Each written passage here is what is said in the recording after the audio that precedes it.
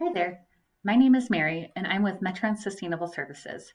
Today, we are going to take a look at WaterScope, going over the most useful features in the system. At the end of this video, I will show you a series of quick checks that you can perform when you log onto the system. How we'll go through the tutorial today is going through the tabs on the left-hand side here. You may notice that I'll skip a couple of these items, and that's simply for brevity. Let's get started. When you first log into WaterScope, the first thing you'll see is the Water System Management Portal. This will be your home page of WaterScope. The purpose of this page is to take a look at your community, look for any conditions that might be occurring, and look for consistency in numbers on this chart as well. What this chart is showing us is the amount of water that is going through the meters of the entire community. If we hover our mouse over any of these data points here, we will see the date, time, and gallons per minute that have gone through the community for that 5-minute time period. It's important to know that these VN meters will send information every 5 minutes.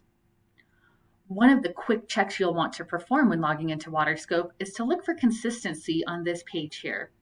You want to ensure that you're seeing drops during the evening and spikes during the day. If you see a spike maintained for 2 days or more, that's a good indication that you might have a leak going on somewhere in the community that should be addressed sooner rather than later. Scrolling down to our next set of information we have, this is where any conditions that might be occurring within the park will be listed. If we hover our mouse over any of these bars here, it will show us the number of meters that are showing that condition. If you want to get more information about those meters, you can click on Account Lookup, and that'll bring you to those individual units which are showing that condition. Let's move on to our next section, which is going to be Account Lookup.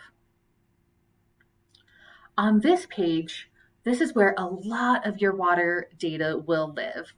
And when we first come to this page, we see a big table of information, which can be a little overwhelming at first. So let's break it down column by column.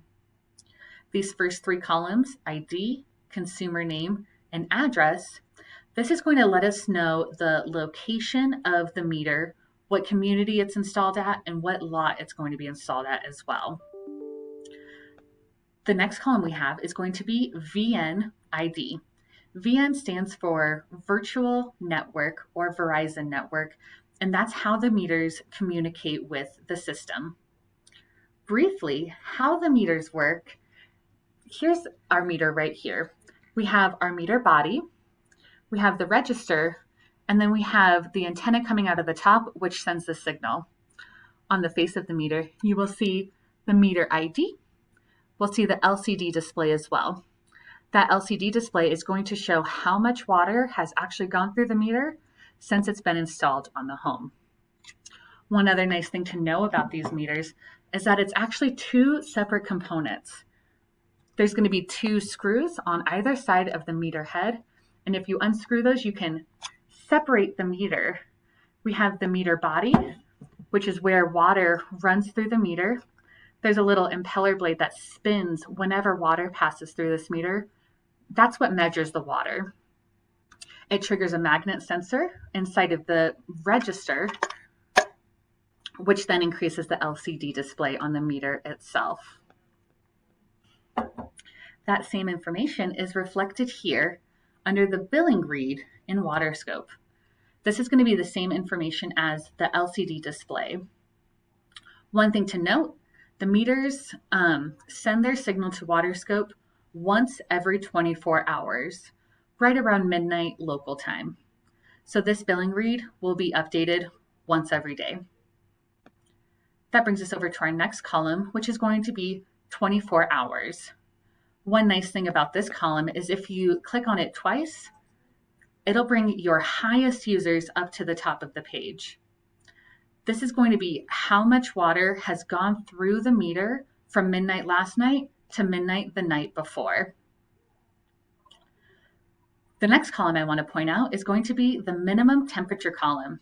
This column is useful if you live in a state where you are experiencing below freezing temperatures in the winter time.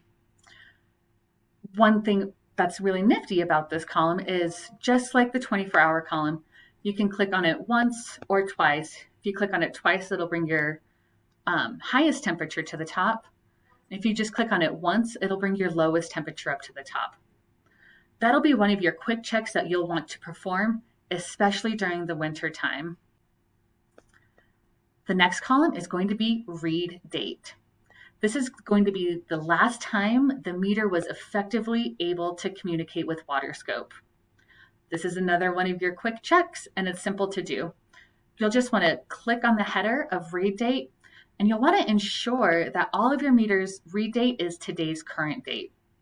If it is not, just like this meter right here, which read over a month ago, that's a good indication that something might be wrong with the meter, and it's a good idea to have a maintenance person go check that out. That brings us over to our next column, which is going to be conditions. How we're going to talk about the conditions is using this drop-down menu and sorting through them one at a time. Let's start with leaks. The leak flag will show up in WaterScope if water is moving through the meter for 24 continuous hours without a stop. The leak flag is going to look like these two blue drops, one on top of another. You may notice that some are blue and some are gray. If the flag or if the condition is grayed out, that means that the condition is no longer occurring at this home, but it was within the last 7 days. Let's take a closer look at one of these leaks to determine if we can find out what's going on. To do that, we'll click on this gauge icon on the right-hand side of the screen. From here, that brings us to 1 week's worth of water consumption for this individual unit here. Earlier in the week, we can see there are spikes of high usage during the day and then spikes of low usage in the evening time, which is very normal. But then later in the week, we notice that the consumption all of a sudden spikes and it stays consistent throughout the whole day and over the period of a couple of days. That's a really good indication that there's a leak going on at the home because the consumption never drops down to 0 gallons per minute. With this, it's really good to let your tenants be aware that they have a leak going on at their home and that their water bill might be a little bit higher this month than what they're used to seeing. 2 ways you can do that are, 1, by clicking on this export button right here to export the data to an Excel spreadsheet, or you can simply click this PDF button and that'll export it to a PDF file. Both of those files you can either print out or email it to the tenant to let them be aware of their consumption. Another nice thing I'd like to point out on this screen is if we go to usage analysis on the left-hand side, that'll let us know how much water is actually being lost to leaks on any given day. The information in blue on these bar charts here is going to show how much actual consumption was being used, versus the information in red is going to show how much water was lost to leaks on that single day. Let's move on to our next condition, which is going to be another type of leak, and that's going to be our intermittent leak. The intermittent leak is going to be this symbol right here, a circle with a single water droplet in it. This flag indicates there was high usage for a long period of time throughout the day, typically indicative of a toilet leak. Let's take a closer look at this meter so we can get a good idea of what's going on.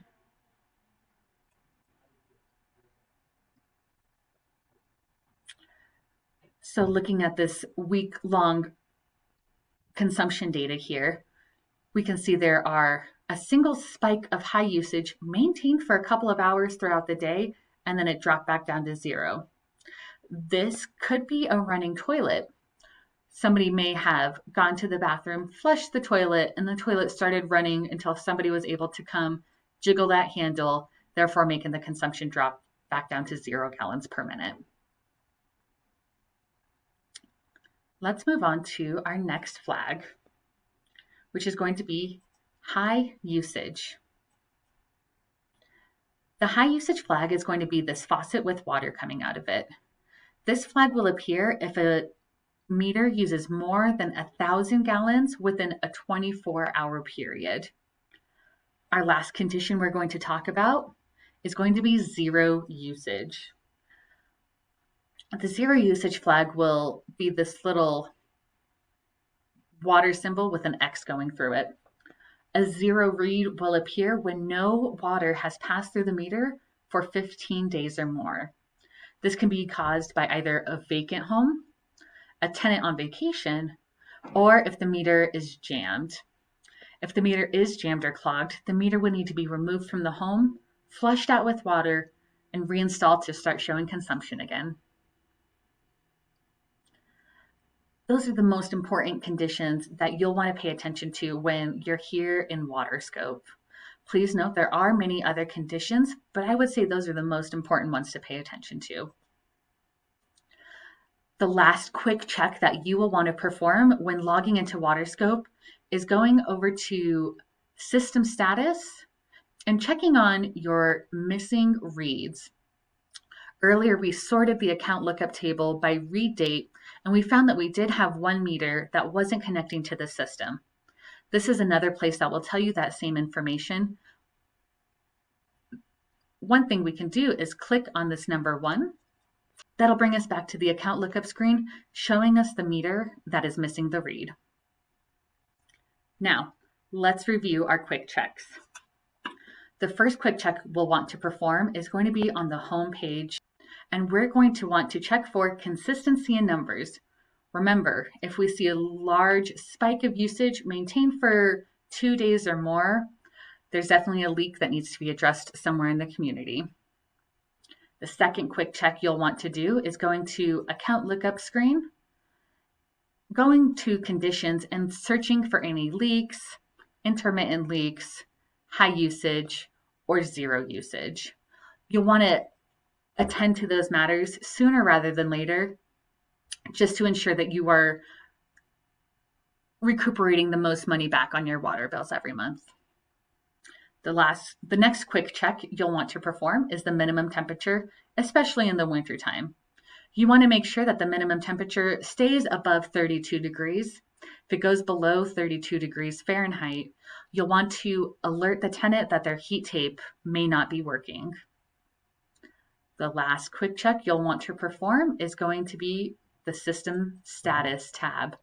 You'll want to go here and make sure that all of your meters are connecting to the system. Thank you so much for joining me on the tutorial today. I hope it was beneficial in helping you learn a little bit more about WaterScope. To learn more, please visit us at www.metronsubmetering.com. Thanks.